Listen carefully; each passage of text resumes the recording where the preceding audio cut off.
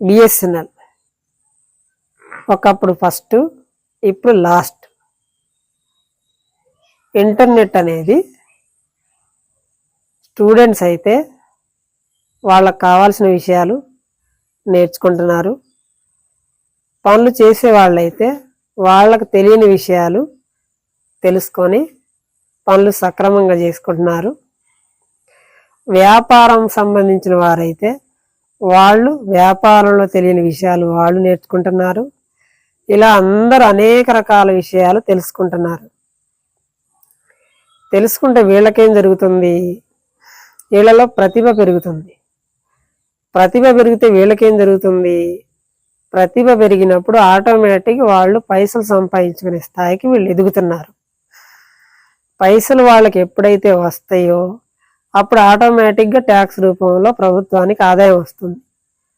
ప్రభుత్వానికి ఆదాయం వస్తే ఏం జరుగుతుంది? మళ్ళీ టెక్నాలజీ పరంగా దానికి రిలేటెడ్గా ఎంప్లాయీస్ కావచ్చు, టవర్స్ కావచ్చు, మిగతా అన్ని విషయాలు ఎంతవరకు వాటికి రిలేటెడ్గా ఉంటాయో అవన్నీ కూడా సక్రమంగా చేయడానికి వాళ్ళకి అవకాశం ఉంటుంది. రేట్లు ఒకవేళ పెంచినా మళ్ళీ ఈ పొలిటికల్ పార్టీ ద్వారా మనం అందరం డిమాండ్ చేస్తే మళ్ళీ రేట్లు మనకి అందుబాటులో ఉంటాయి.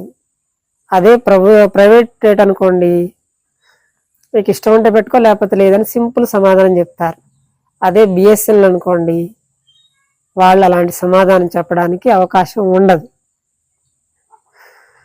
ఈ విషయాన్ని మీరు దృష్టిలో ఉంచుకొని బిఎస్ఎన్ఎల్ మీద శ్రద్ధ పెట్టండి.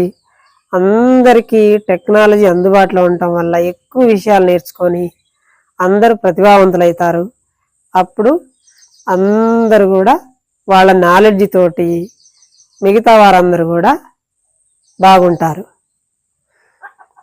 నా మాట మీకు నచ్చితే లైక్ చేయండి, షేర్ చేయండి, సబ్స్క్రైబ్ చేయండి, ఫాలో అవ్వండి.